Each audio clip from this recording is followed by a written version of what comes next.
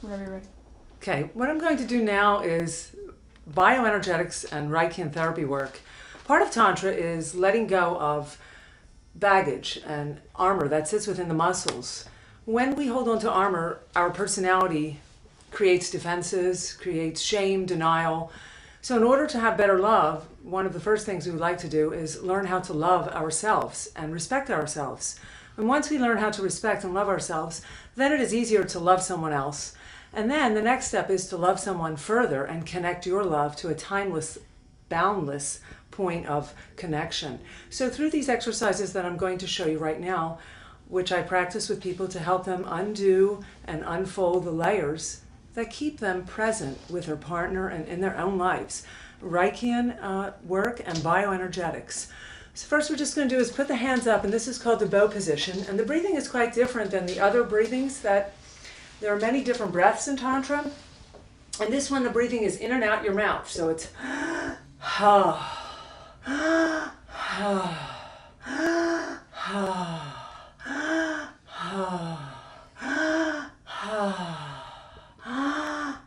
And I'll just demonstrate a few exercises here so that you can get an idea of the different types of movement bioenergetics and the breath connect together. Ha, ha, and it's in and out the mouth deeply. That's it. Practice with me. Ha, ha, and let this breath come out of your eyes. And as you feel like you're just, I feel so free. Ha. Maybe say that if that feels right for you. I feel so free. I can be free. I can let go of all this stigma. I can let go of all this control that I have been living with for years. Ha. Ha. Ha. Ha. And then I'm going to do one at the wall here. Ha. I just want to be free. I can be free. It's okay for me to regain my power. It's okay for me to be more connected to my lover. It's okay for me to let go of all the baggage and the pain that's been binding me for years. It is now time for me to come out and be who I am.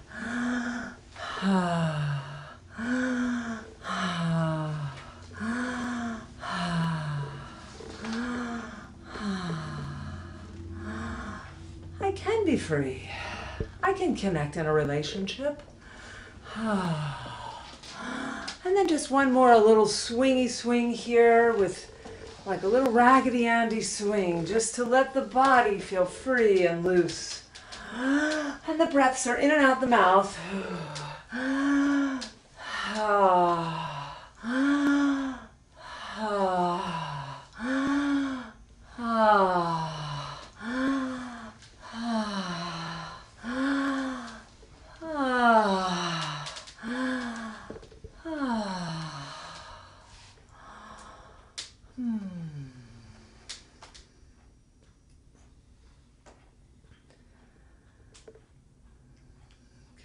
If at all, to sexual intimacy? My spiritual faith and sexual intimacy. Well, growing up a Catholic, it's quite different because religion has always been viewed in our world as very political. So sexual intimacy to me is not a political thing, but rather a thing that we do because of our nature, because of our Mother Earth, the being that we are. But when sexual intimacy has to be compared to our faith, I feel that the spirituality of life has been missed, because we're in a new revolution right now where spirituality is, people are seeking. They're out there now looking for new faiths so that they can be more of who they are. A lot of these non-denominational churches are opening up where people are coming together to all different religions, that is, just to be one. So part of spirituality and sexual intimacy really goes beyond sex, and it goes beyond religion. It really goes to how much we are in love with the universe. How well do we connect to Mother Earth? How well is our connection to giving? Are we giving forth? And this is really what sexual intimacy is about. The orgasm of life is not the orgasm that you're having in bed with your partner. It is the orgasm of how you're connecting to everything around you, the plants, the flowers, the trees. So it's respect, it's love, it's appreciation. In our everyday religions that we have all been conformed to, a lot of people have missed the spiritual message. Spirituality, I don't think people really know what it is. Really what it is letting go of, the stigma, the thoughts that control our minds. It's being free. It's not going out dancing naked in the streets, nor is it having sex with different people or watching pornography every day. It's actually beyond that. It's more truth. So spirituality is not about being religious and kneeling down and praying, but it is a form of meditation to the self. It is about being free and letting go of those thoughts and being able to say what you want to say without caring what others think. Being able to do what you want to do because the only person that's really watching is you. And it is that connection to the God in you, the spirit, the respect that you have for yourself. So spirituality and my religion growing up, there really is no connection, but there is because I've always taken from the Catholic Church the spiritual message that it offers us that so many people are not even in tune with or not even aware of. And that's why these new churches are coming out, because people want to be in tune to that, but because there's so much politics around it, it takes it away and it creates more hate, it creates more fear, and it creates more negative thinking. So the goal is to adjust to the new world and open up to this modernism and become who you are. Do you as an individual feel that in today's society people make the connection between their faith and sex? I really don't think that people make a connection between faith and sex. Again, I don't really think that people understand the awareness that goes with faith and the awareness that goes with sex. If people are, having sex and they're conformed to the way their religion taught them to, I don't know that religion really teaches you how to have sex or teaches you which way you should have sex. It has beliefs: don't have abortion, have sex before marriage. That's what my religion has, but I don't really think that people follow that. I think that people are very suppressed, and I think that they'd like to find a way out. And I think that a lot of the people in relationships, long-term relationships, don't really know how to have the sex because of all the stigma, all the things that they've been taught over the years, because we're really in a new world now. And so I think that people have to relearn. How do you, as a spiritual advisor, counsel others on sexual practices? I teach Tantra wisdom. It's the name of my work. And Tantra is an ancient yoga that comes from India, which promotes love and respect. Now, of course, the word has been misinterpreted over many, many centuries. Years ago, it was the very first yoga, but because Tantra had a sexual content to it, it went down by the wayside. A lot of the Kama Sutra sexual positions were viewed as pornography, when in reality, Vajrayana, who was the man who invented the Kama Sutra, he was the one who wanted people to learn how to open their senses to each other, to become flirtatious, to learn how to show your love and be witnessed by others, rather than have love be locked up in the bedroom and it just be for a moment. See, our love needs to be shared, and if we share more of our love, people won't run behind closed doors to watch pornography, to do sexual things underground as much as our society does. Our society is suppressed sexually, and people turn to these kind of things because it's like they're not allowed to be who they are, and sex is becoming one with the whole body and mind. It is no longer becoming a thing that, oh, sex, it's separate. The energy is one. So what I teach people through Tantra wisdom, I teach them how to understand their spirit, how to understand the love that they have for themselves, how to connect to this, how how sex and Tantra sex are different. Sexuality is different than tantric sexuality in the sense that you are learning how to love your partner from your heart. You're learning how to respect each other, how to appreciate each other, and how to tell each other the things that you like about your partner. And this what makes it more spiritual. How to take your time, how not to just have sex. So we came through a sexual revolution. Everyone had sex, they forgot about the emotions, they forgot about the heart. And now people are all having these other issues. They're trying to find their way out again, their identity. So I think that most people are, what I teach them is to understand the love of themselves and respect. And through Tantra, this is what it does. It promotes love. Okay.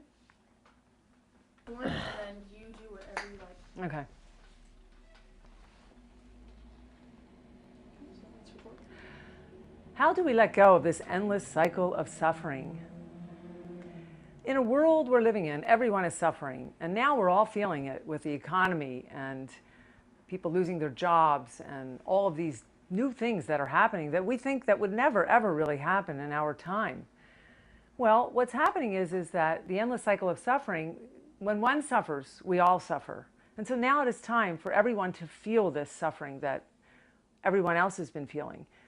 The way we end this cycle of suffering is we begin by loving ourselves, and we begin by detaching from judgment. We learn how to appreciate everything that is around us. We learn how to wake up and understand and appreciate the little things that we have. Most people are very unhappy these days because either they have too much or not enough. So where is the balance? Finding the balance between this. Wow, we'd love to have all these wonderful abundance gifts, new cars, but are we happy? Or we have nothing, and are we happy? The cycle continues and continues. And the way we help ourselves to refine this is to honor the spirit more and more. Really, our body, we're fighting between the body and the spirit. And this fight that we have between ourselves is what gets in the way of our happiness. So your true happiness is not in material, but it's rather in getting closer to your spirits. And is honoring this. So really, the closer we get to our spirit, we never really have to die because the spirit goes on and on. So everything that we do and have is feeding the spirit so that when the next life comes, the spirit is refined, it's reunited. And this whole thing about the suffering has to do with the way we think. It has to do with the liberation. It's about letting go. It's about opening up to what it is that you want to open up to, what you need, what you think is important in your life. So letting go of this suffering involves just, again, loving all of those around you and appreciating Mother Earth. Okay, that was one. Well, I'll get like a snip. I guess that was. Welcome to my website, Kinepathics and Tantra Wisdom. Well, you can browse through the pages and you can find a lot of information, a lot of sources of unlimited knowledge and wisdom that you can tap into and learn. We offer classes in spirituality, in Tantra, in authentic love, working with individuals and couples, breathing, letting go of all of that negative inside your body, teaching you how to have your full potential in life. Hey, what is your mission? Well, it's really not what my mission is, but what is your mission? And the mission that I'm going to teach you is how to have your own journey, how to work through developing what it is that you need to make your life work. Thank you, and have a great time through my site.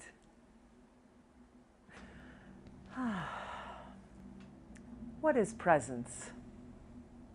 What does that mean, to be present? To be present with who you are, to come into that truth, smelling the flowers, and just being present with the flower. The animals, cats, dogs, being present with your pet, your cat, your dog, knowing that this presence has no past and has no future. When we are present, everyone is equal. When we are present, we are balanced. When we are present, this unlimited source of knowledge has no end. So how do we get to being present? How do we get to this moment of truth? Is it something we learn? Is it something we practice? Is it something we even want to know more about? Again, with presence, when we start to let go of all of the suffering in our lives, when we let go of this cycle, the past is not the present, and the future is not the present. The present is the moment right now that we are living. This present moment that you and I are experiencing. Now, of course, our past reflects our future or our present moment. But again, your past is the moment of right now. So your past was a present moment, and your present is a present moment, and your future isn't here yet. So your future is the present moment, which is right now. So if we learn how to live in this mindset, we can let go of lots of pain, lots of suffering, and we can be happier people. And we're not going to even need as much in our lives to be in the present moment. So let's take this time to reflect and to just look inside and listen to the silence. And take a moment to hear the silence and to connect to this present moment.